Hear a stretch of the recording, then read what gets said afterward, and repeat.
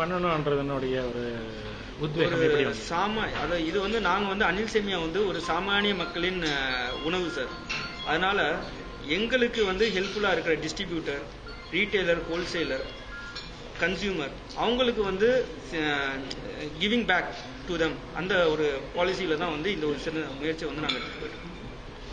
இப்போ நீங்கள் பண்ணுறது வந்து ஆல்ரெடி இந்த கன்சல்டன்ட் அவங்க பண்ணுறாங்க இல்லையா, அதில் பிரச்சனைகள்? கன்சல்டன்ட் வந்து அவங்களுக்கு வந்து யாரும் வந்து ஃப்ரீயாக வந்து எதுவும் பண்ணி கொடுக்குறது இல்லை சார். ஓகேங்களா, நாங்கள் தான் ஃபர்ஸ்ட் முயற்சியாக வந்து இது வந்து ஒரு ரீட்டைலருக்கு ஒரு எந்த காஸ்ட்டுமே இல்லாமல் 0% காஸ்ட்ல பண்ணி கொடுக்க முயற்சி எடுக்கணும். இந்தியாவிலே வந்து தமிழ்நாட்டிலே வந்து இந்த கான்செப்ட்ல யாருமே ஒர்க் பண்ணல சார். நாங்கள் தான் ஃபர்ஸ்ட் டைம் நாங்கள் இதை பண்ணி. நீங்கள் தமிழ்லேயே எக்ஸ்பிளைன் பண்ணுறீங்கல்ல அவங்களுக்கு எல்லாருக்கும்? எல்லாம் எங்களுக்கு ஒரு டீம் இருக்காங்க சார். அந்த டீம் வந்து இதை வந்து அவங்களுக்கு எக்ஸ்பிளைன் பண்ணி அதை அவங்க அந்த டாக்குமெண்ட்ஸ்லாம் அவங்கள்ட்ட வாங்கி எவ்வளோ சீக்கிரம், ஏன்னா எல்லா டாக்குமெண்ட்ஸும் இருக்கும் பட்சத்தில் 10 நாள் அவங்களுக்கு வந்து ஜிஎஸ்டி நம்பர் கிடைச்சிடும்.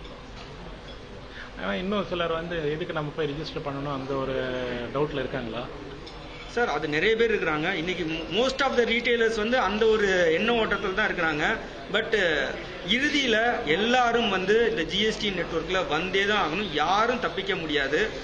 அதனால தான் வந்து இந்த ஒரு சின்ன முயற்சியை வந்து அனில் சேமியா நிறுவனம் எடுத்துட்டு வந்திருக்கோம். நீங்கள் அவங்களுக்கு எப்படி எடுத்து சொல்றீங்க, எப்படி ரெஜிஸ்டர் பண்ணுப்பா? சார் நாங்க வந்து எதுவும் எடுத்து சொல்ல சார். நீங்க பிரஸ் பீப்புள் நீங்க தான் எடுத்துட்டு போறீங்க இன்னில இருந்து. ஓகேங்களா, இதை நீங்க சிறப்பான பட்சத்தில் மக்களுக்கு கொண்டு போய் சேர்த்தீங்கன்னா அவங்கள்ட்ட இருந்து எவ்வளவு தூரம் வந்து இந்த முயற்சிக்கு வந்து சப்போர்ட் வருதோ அதை பேஸ் பண்ணி நாங்க வந்து ஒர்க் பண்ண போறோம். ஆல்ரெடி யூஸ் பண்ண ஆரம்பிச்சிட்டீங்களா இப்போ ரெஜிஸ்டர்? ஆமா சார், நாங்க வந்து இதை வந்து ஒரு 1 இயராவே ஒர்க் பண்ணிட்டு இருக்கோம். எங்க டிஸ்ட்ரிபியூட்டருக்கு எல்லாருமே வந்து நிறைய விதத்துல வந்து அவங்களுக்கு வந்து சப்போர்ட் பண்ணிருக்கோம். அதாவது செப்டம்பர் 1ல இருந்தே அவங்களுக்கு எஜுகேட் பண்ணி, எங்கள்கிட்ட வந்து 300 டிஸ்ட்ரிபியூட்டர் இருக்காங்க. செப்டம்பர் மாசத்துலேருந்தே அவங்களுக்கு எஜுகேட் பண்ணிட்டே இருக்கிறோம். நிறைய மீட்டிங்ஸ் போட்டிருக்கோம்.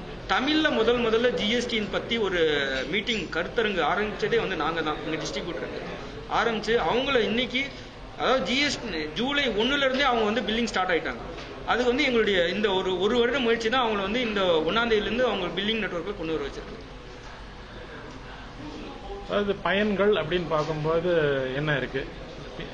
யாரெல்லாம் முதல்ல செப்டம்பர் மாசமோ அக்டோபர் மாசமோ இந்த மாதிரி ஆரம்பிச்சு வந்ததுக்கும் பலன்கள் என்ன சார்? அதாவது இன்னைக்கு எங்க டிஸ்ட்ரிபியூட்டர் எல்லாருமே வந்து ஜிஎஸ்டி நம்பர் வாங்கிட்டாங்க. அதனால வந்து எங்களால வந்து ஜூலை 1ல இருந்து வியாபாரத்தை தொடங்க வந்து உபயோகமா இருந்தது. அது ஒரு விஷயம். அதுக்கப்புறம் வந்து அவங்களுக்குடைய பயம் வந்து நீங்கி இருக்குது. இது வந்து ஒரு பெரிய விஷயமா வந்து நினைச்சிட்டு இருந்தாங்க. அதை வந்து நாங்க வந்து எங்களுடைய இந்த முயற்சியில வந்து எங்களால் முடிந்த அளவுக்கு அதை வந்து குறைச்சிருக்கோம். இப்போ ஜிஎஸ்டியில் சொல்றாங்க நிறைய இந்த ஆஃபீஸருடைய பிரச்சனைகள் இருக்காது, டிபார்ட்மெண்ட்டுக்கு போக வேண்டி இருக்காது.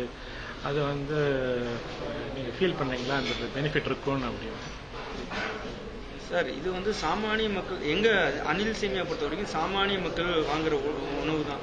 ஓகேங்களா, இது வந்து ஆல்ரெடி வந்து 0% டாக்ஸேஷன்லாம் இருந்தது. இதுல வந்து எந்த விதமான அந்த மாதிரி அச்சுறுத்தல் எதுவுமே எங்க தயாரிப்புகளுக்கு கிடையாது. பட் இப்போ வந்து 5% ஆகியிருக்க பட்சத்தில் எங்களுக்கு வந்து இது ஒரு மிகப்பெரிய சுமை.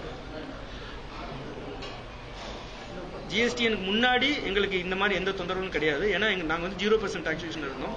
இப்போ வந்து 5% டாக்ஸேஷன் ஜிஎஸ்டியில் எங்களுக்கு வந்து பண்ணியிருக்காங்க. அது வந்து இது ஒரு மிகப்பெரிய சுமை. விலையெல்லாம் ஏற்ற வேண்டியிருக்கா? நாங்கள் வந்து அது விலை ஏற்றம் பண்ணலை சார். நாங்கள் வந்து அந்த ஜிஎஸ்டி 5% நாங்களே வந்து இது பண்ணிட்டு ஜிஎஸ்டி முன்னாடி என்ன விலையில இருந்ததோ அதே விலையில இன்னைக்கு வந்து கன்சியூமர் போய் சேர்ந்துருக்கு.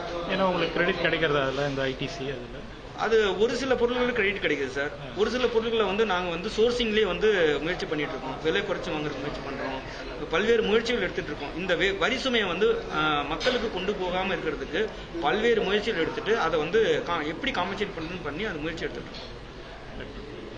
இப்போ எவ்வளவு பேருக்கு நீங்க இந்த மாதிரி பண்ண முடியும் அப்படின்றது இப்போ தற்சமயம் 10,000 பேருக்கு வந்து நாங்கள் பிளான் பண்ணியிருக்கோம் சார். இதோடைய வரவேற்பை பொறுத்து அடுத்த பிளானிங் இருக்கு.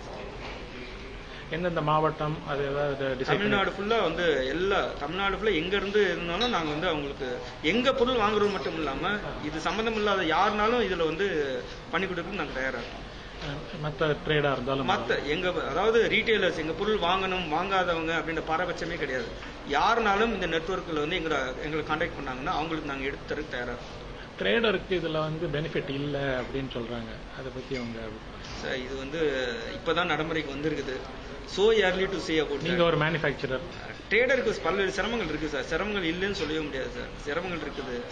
இப்போ ஒரு ட்ரேடர் இருக்காரு சார், அவர்கிட்ட வந்து ஒரு 1500 பொருட்கள் வச்சிருப்பாரு சார். அவர் 1500 பொருட்களுக்கு HSN கோடு இது பண்ணணும் சார். 1500 பொருட்கள் HSN கோட் பண்ணி தான் அவர் பில் பண்ணணும். 1500 பொருட்கள் பில் பண்ணாலும் அதை வந்து ஒரு ஹோல்சேலர் 1000 பொருட்கள், அந்த ரீட்டைலர் வந்து அதை வந்து அப்ரூவல் பண்ணாதான் அவர் செட் ஆஃப் எடுக்க முடியும். நடைமுறை சிரமங்கள் நிறைய இருக்கு சார். அது ஃபியூச்சர்ல போக போக தான் தெரியும். இப்போ நீங்க காமர்ஸ் யூஸ் பண்றீங்களா உங்க ரைட் நோ? இல்ல sir, we are working on it. அதுல இந்த GSTக்கு அப்புறம் அது இன்னும் அட்ராக்டிவா இருக்குமா காமர்ஸ்? காமர்ஸ் கொஞ்சம் அட்ராக்டிவா இருக்கு சார், அதனால தான் we are working on it. ஆமா சார்.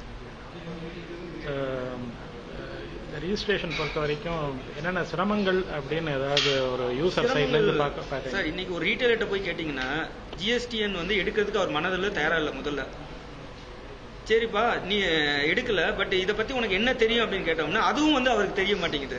அப்படின்றப்ப அவர்கிட்ட போய் விளக்க வேண்டியிருக்கு. இந்த GSTN எடுக்கணும்னா உனக்கு இன்னென்ன டாக்குமெண்ட்ஸ் தான் தேவைப்படுது, டிஜிட்டல் சிக்னேச்சர் தேவைப்படுது, ஆதார் எண் தேவைப்படுது, பேன் கார்டு தேவைப்படுது. இதெல்லாம் வந்து எந்த ரீட்டைலரும் தற்சமயம் கிடையாது. அதெல்லாம் வந்து அவனை எஜுகேட் பண்ணி அவனை இந்த நெட்வொர்க்ல கொண்டு வர்றது மிக சிரமமான ஒரு விஷயம். அதை நாங்க எவ்வளவு சீக்கிரம் பண்ண முடியுமோ அவ்வளவு சீக்கிரம் பண்றதுக்கு முயற்சி எடுத்துட்டு இருக்கோம். உங்களுடைய சப்போர்ட் இருக்கும் பட்சத்தில் இன்னும் சிறப்பாக பண்ணும்.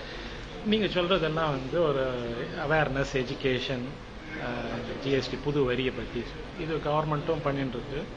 மற்ற நிறைய ட்ரேட் பாடிஸ், அசோசியேஷன்ஸ் அவங்களும் பண்றாங்க. இப்போ அதில் என்ன இன்னும் அதில் லேக்கிங்காக இருக்கு? இன்னும் என்ன பெட்டரா பண்ணலாம்? இல்லை, அவேர்னஸை இன்னும் சிறப்பாக பண்ணியிருக்கலாம் கவர்மெண்ட். இது கடைநிலை இது வரைக்கும் கொண்டு சேர்க்கல அப்படின்றது ஒரு சின்ன ஒரு வருத்தம் மிகுந்த ஒரு விஷயம். இன்னும் பெட்டர் அவேர்னஸ் பண்ணிட்டு இந்த இது முயற்சியை கவர்மெண்ட் எடுத்துருந்துருக்கலாம். Awareness is lacking.